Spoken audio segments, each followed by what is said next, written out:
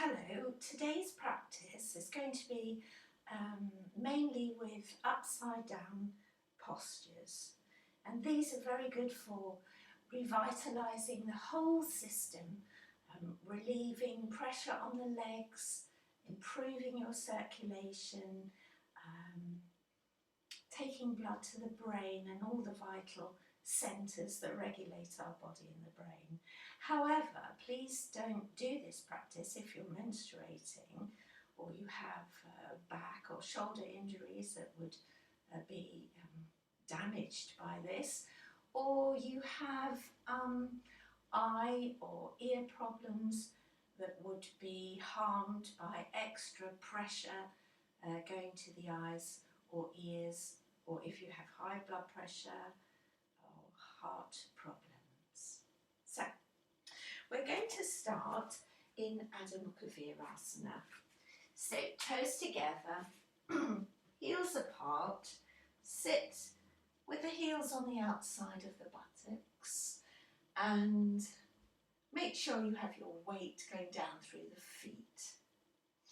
Have the centre of the shins on the ground, the thighs looking straight up to the ceiling, and as you go forward slowly, just pay attention to those shins. You want the outer shin to be pressing down to the ground. You might want to roll your thighs in, but try not to. And also, as you come forwards, press on the hands, and you can keep that weight going down through the lower back, but extend the front body. Feel that you're neither compressing the front or the back of the body, and that you can breathe easily into the chest. I'm going to use a bolster, but you could use blocks. And I'm going to come forwards and put my hands, little finger side down, on the bolster. Keep looking up for a little while so you lengthen the front body. And then you can take your head down.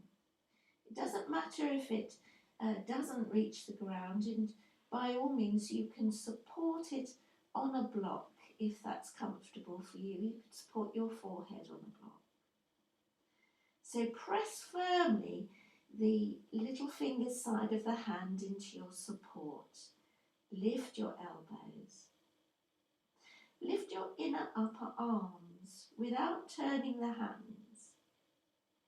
Make sure your shoulder blades are moving towards your feet and your spine is moving in between the shoulder blades.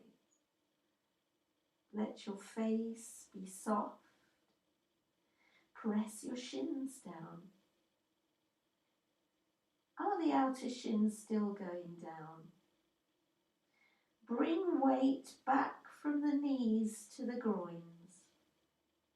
Press the upper thighs down. Press the feet down. Keep your face soft and be aware of your breath.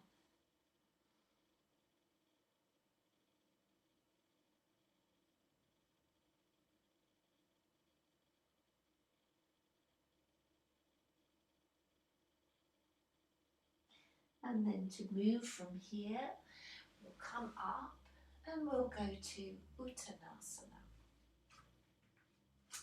Have your feet quite wide initially and keep the tail in, lift the abdomen, lengthen the front body. Come forwards, drawing the thigh muscles up. Keep the front body long. Bring the hands to link the thumbs into the elbows, fingers round the outer elbows. Extend the forearms above the head. Just take it to where you can without having to compress the chest in any way. And lift your shoulders. Feel your upper back moves in between the shoulder blades, and that your side body is extending from your hips. Press the feet firmly into the ground, the outer feet, the inner feet, and draw up through the thighs. spread the backs of the thighs. The front thighs move towards the back thighs.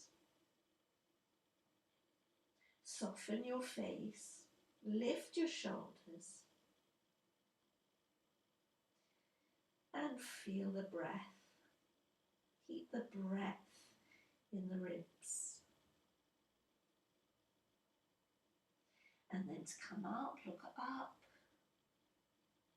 Lift your spine. Any back problems, do bend your knees.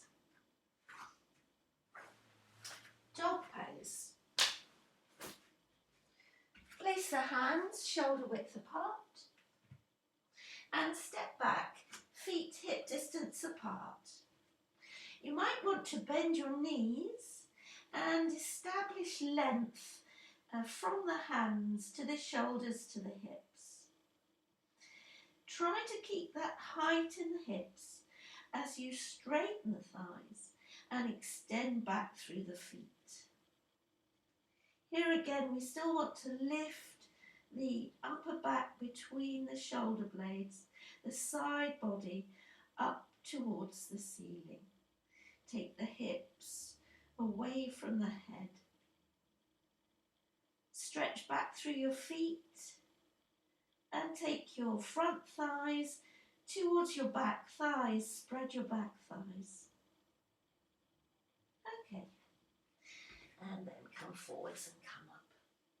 So we're beginning to take the pose more upside down now. I've put some,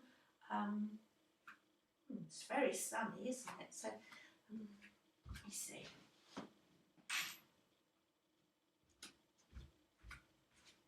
Right, I've put some blocks here, 4 blocks for my feet. So I'm going to repeat that dog pose, but have your feet into the blocks, which are against the wall so they don't slip. So, hands ready, and then step your feet back onto the blocks and stretch back. The feet could be up the wall here if your hamstrings are a little short, or you could take the heels down. Depends what your body can do this morning or whenever it is you're practicing. So press into your hands, lift your shoulders up, lengthen through the body, work the thighs back. Press into all of the fingers, all of the joints in the fingers, both sides of the wrist. Lift the inner upper arms forwards. So you're rotating the arms, the outer upper arms come towards your feet.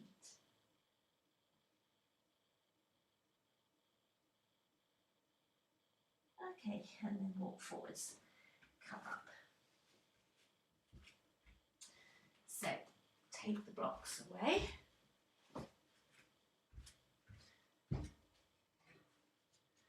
And we'll use a chair. This is a yoga chair, but if you have any other chairs, make sure it's stable. Hands down, shoulder width apart, and take your feet up onto the chair. And then you can stretch up in the same way. The chair just gives you a little more support if you're learning the pose. Take your upper back in, take the hips as high as you can, work the front thigh into the back thigh. And then come down. Remove the chair. And then to use the wall, sit down, have your back against the wall and see where your heels end up, and that is the place where you put the heels of your hand for handstand. So make them shoulder width apart. Come up here in like a dog pose position, but it's a little narrow. And then take one foot up on the wall, push up 2 feet on the wall, level with the hips, and draw up through the back body.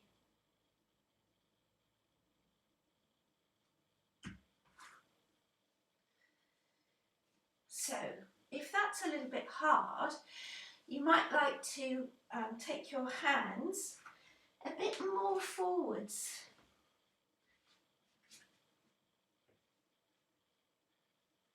Oh, you can't see me there, can you? So you take them a little more forwards. So then you take one foot up, take the other foot up. Your back might be sloping, but it's certainly a little less strong on the arms. You still want to get that length in the body, that lift in the legs. So if I show you this way on, again, we can move on from there a little.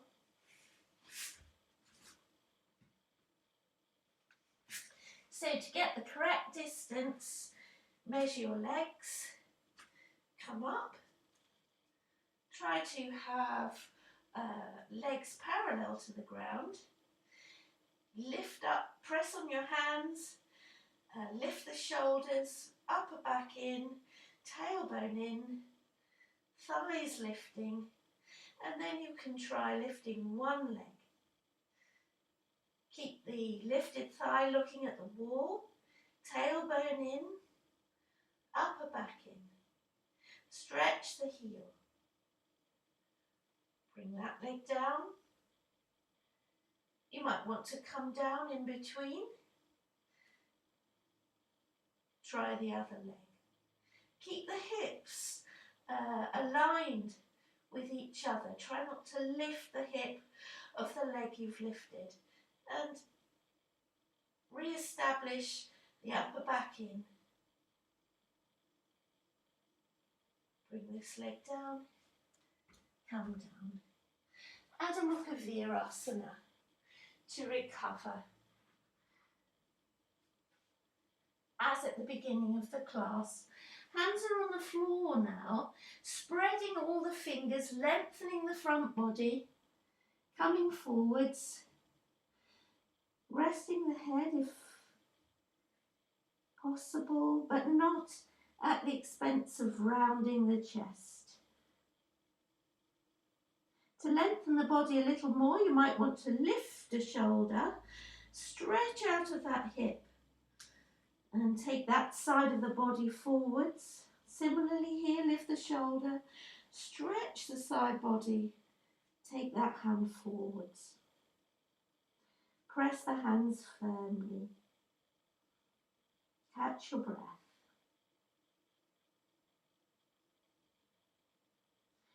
And then looking forwards to come up.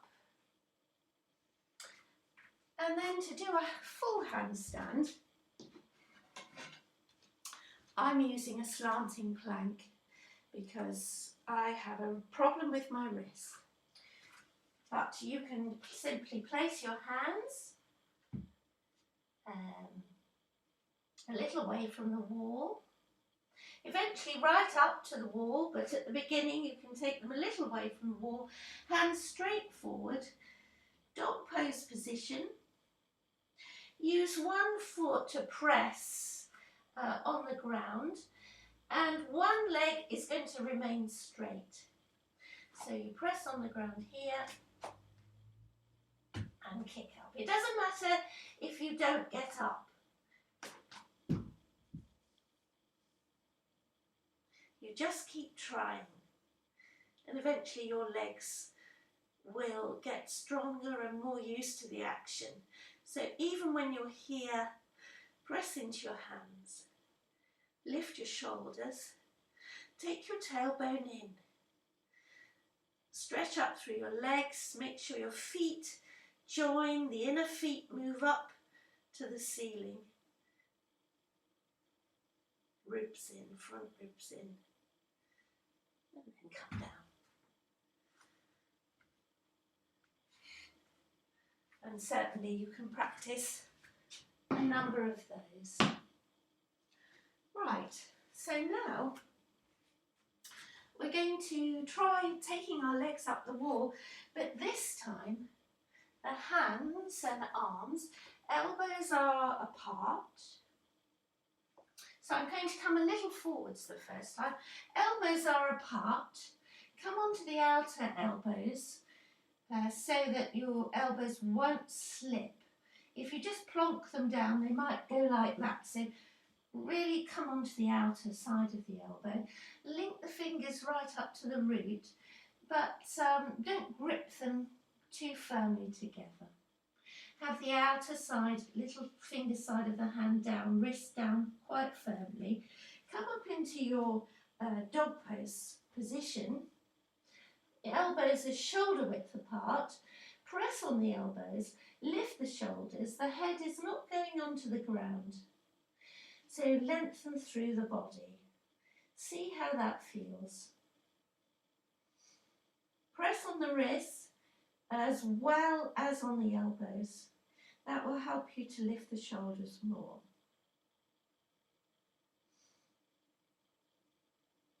Okay, come down, have a little rest, and then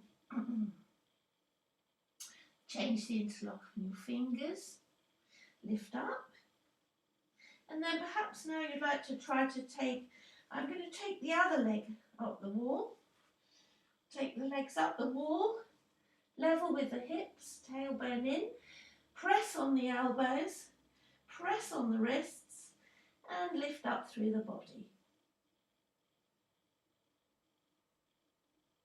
Can be quite strong on the shoulders, so don't overstay. Come down. Change the interlock on the fingers. And then stretch up again. Don't worry if your heels don't come down to the floor. It doesn't matter. Just press on the forearms and lift, get that lift through the body. And if you can't go up, you may simply like to practice one leg up the wall and then press through the forearms and lift.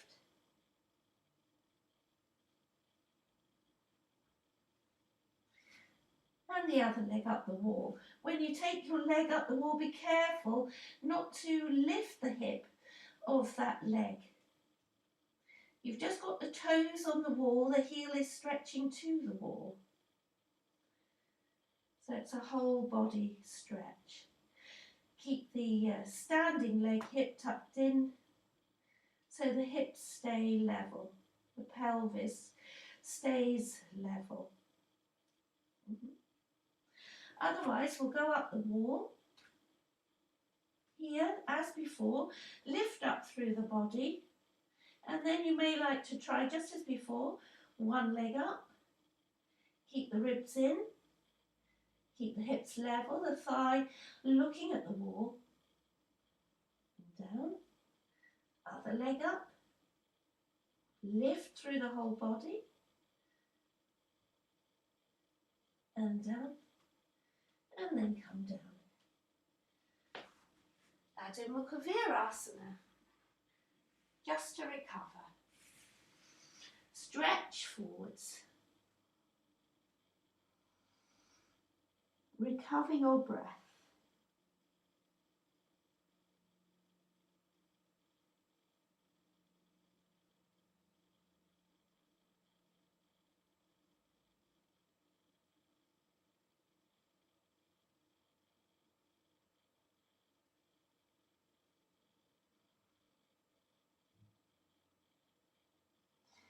And then, to try the full pose in that manner, I'm going to use a brick, and you may like to use a blanket. So you would put a blanket For your elbows, I'll try to show you sideways here. I'm going to put a brick on a skirting board and I'm going to put my thumbs into the brick but spread my fingers out either side. Elbows can go onto the blanket here. It's just to help to lift and open your shoulders. So you've got to press your hands firmly down into the ground. And you don't have to go up, simply you can tuck your toes under, lift up through your legs, push on the arms and lift the shoulders. If you're going to go up, just like the handstand, one leg is bent, one leg is straight. And you kick with a bent leg. And don't worry if you don't get up there the first time. You lift your legs up the wall, press your forearms into the ground. Try to draw the front ribs in. Head is not on the ground. Stretch up through strong legs, feet together.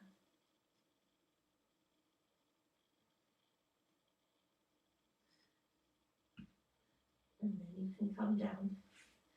You can rest for a moment with your head.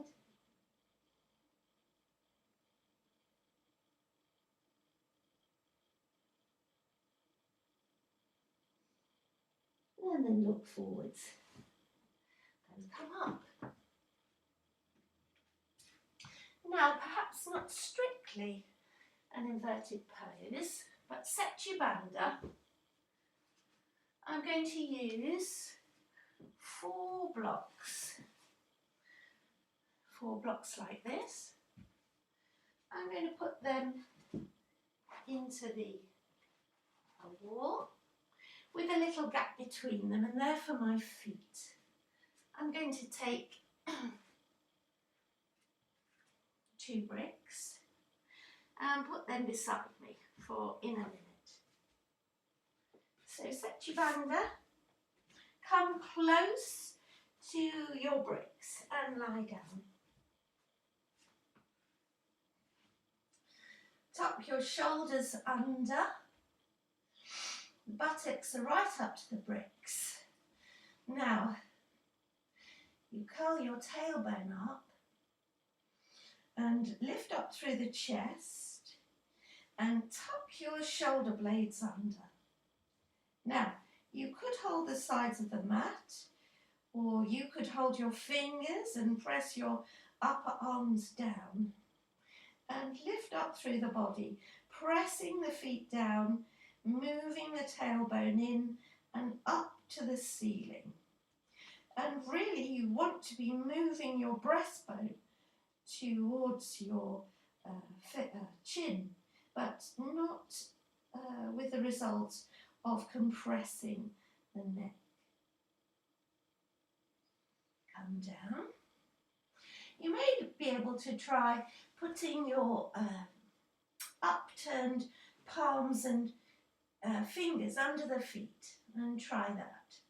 So you tuck your tailbone in, tuck your shoulders under and lift up, pressing the feet down into the fingers.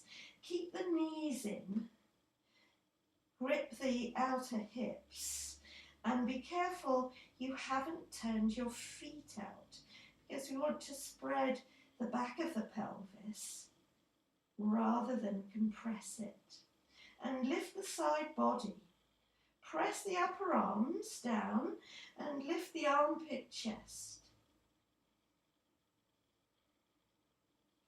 And then come down. Now we have the brick. I'm going to use it in this way. This is the long edge. This is the shorter edge. If you can't manage it, you could always put it this way, maybe put a block underneath. So here it is. Tuck your tailbone up, come up. Your feet are high, so it should be easier.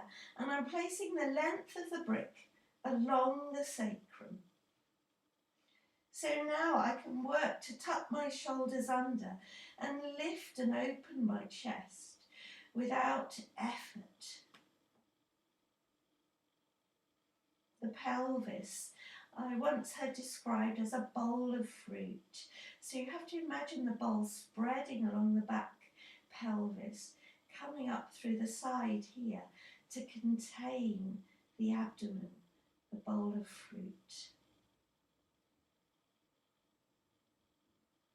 Now, if that's fairly simple for you, you can attempt with your other brick, and you might want to come up on your toes to do this.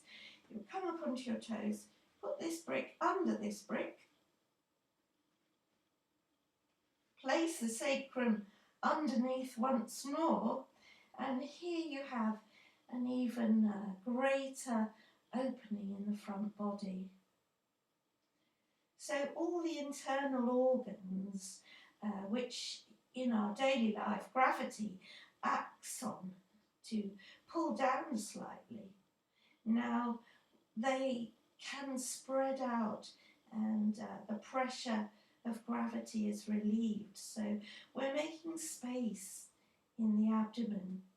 And remember, the abdomen is really important to digest our food, get rid of toxins, and thereby improves our immunity.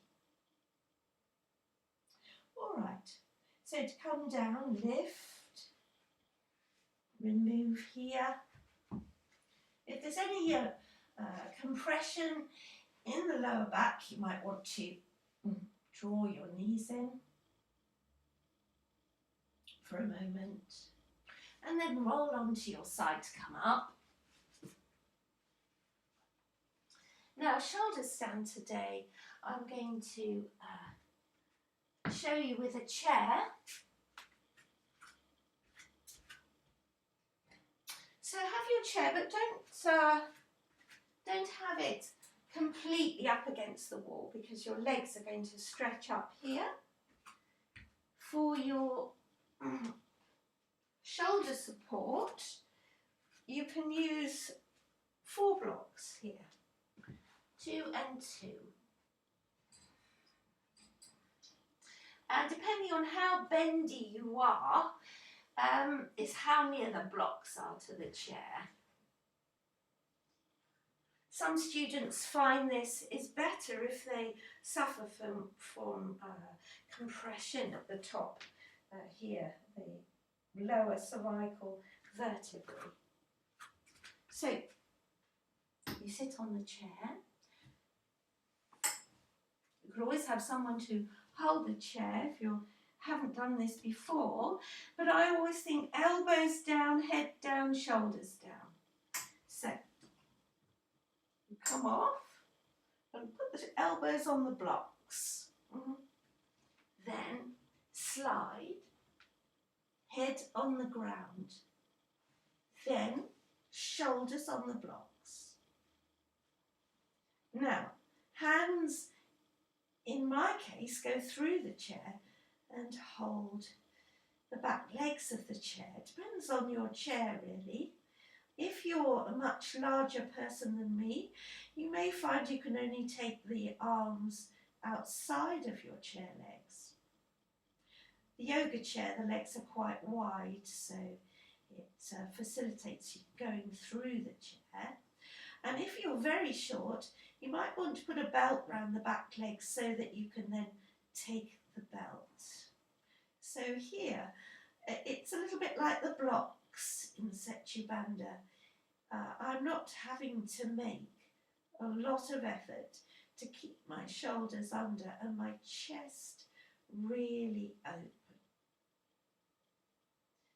Here again, the chest is approaching the chin to close this front throat area a little, but not to the point of compression. So you can see how any strain in the legs is relieved in this position. how there's space in the pelvis, in the abdomen, and in the chest, and how circulation is restored to the brain, to the thyroid in your neck,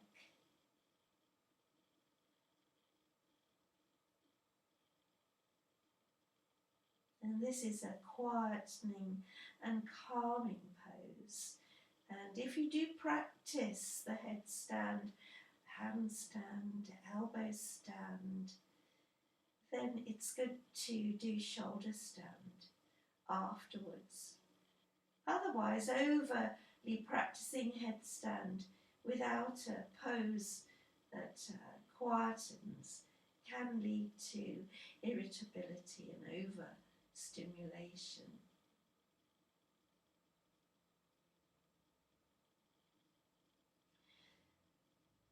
So you can stay here as long as you like. You press pause and enjoy the pose.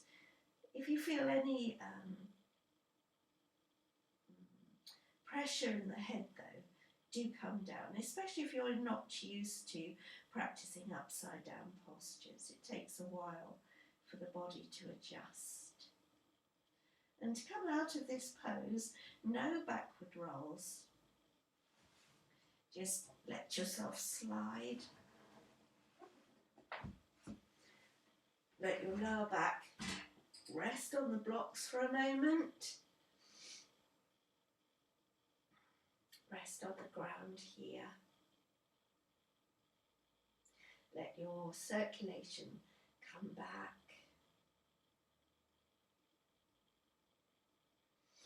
And then you can bend your knees and roll to one side to come up.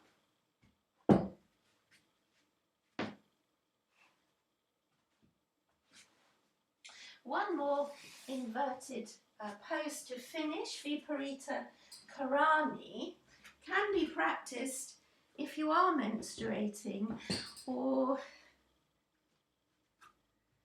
in other circumstances where you may not be able to practice inverted postures. You can have the 4 blocks like I had for shoulder stand. I'm going to use my bolster, and I'm going to have the bolster at a little gap from the wall, could be the width of a block.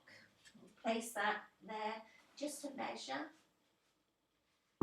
Now, to get my legs up the wall, I'm going to sit with my outer hip on the front edge of the bolster. And then I'm right on this end of the bolster too, so that as I swivel round, I should end up in the middle. The buttocks are not entirely, but some of the buttock is moving into that gap, so that the abdomen could be a little flatter here. And then I can tuck the shoulders under and turn the arms outwards. Rest the legs against the wall, draw the feet together if possible. Extend up through the inner feet.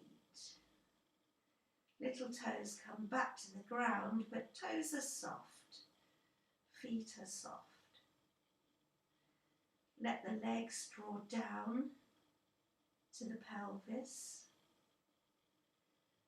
Let the back of the pelvis spread from the centre out to each side. As the shoulder blades draw underneath towards the wall, the sides of the chest can lift, the armpit chest can lift. The armpits are the storehouse of prana, life force. Opening the chest enables you to draw more prana into the body. And we're making space in the body to receive this. So now in this position you can soften.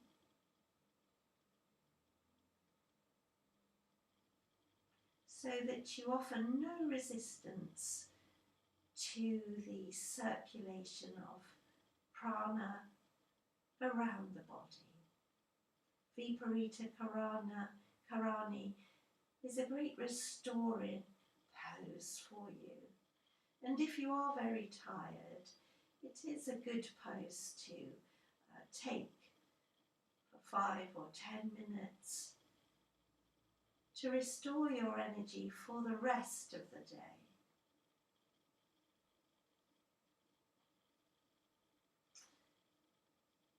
The chest is open, the abdomen is softened. And here again, circulation is brought to the brain, but in a calming way. So you can stay here for as long as you like. When you feel the need, you can bend your knees again. You can remove whatever you have beneath you. You might want to draw your knees in for a moment and then roll to the side to come up, and then take a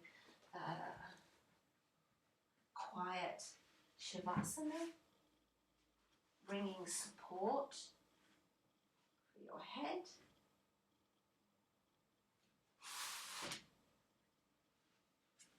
If your back feels a little tight, you can use your bolster or your blocks to put your knees over. Oops. And then tuck your shoulders under, extend your legs, turn your legs out. Extend your arms out of the shoulders, turn your arms out. Make sure you have a little space for the armpits. Make sure that your head is not leaning back. You have enough support so that your chin can come a little forwards. Close your eyes. And come again to that awareness of the breath. And release all those muscles you've been working in the poses. Certainly release the front thigh down into the back thigh. Feel the pelvis spreading from centre to sides along the ground. Feel the lift in the chest, in the armpit chest, that opening across the collarbones. Feel the firmness of contact with the ground of your legs, your arms, your head.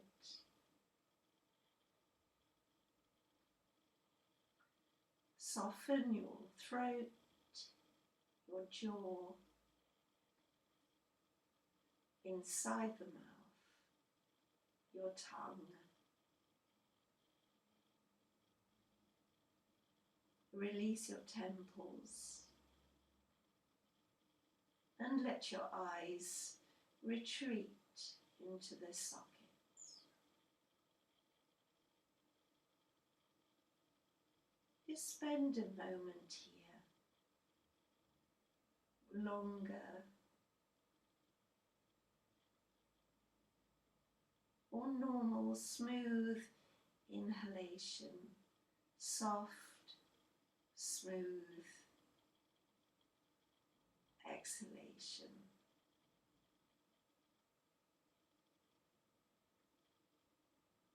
And enjoy the stillness and the quiet that your yoga practice brings.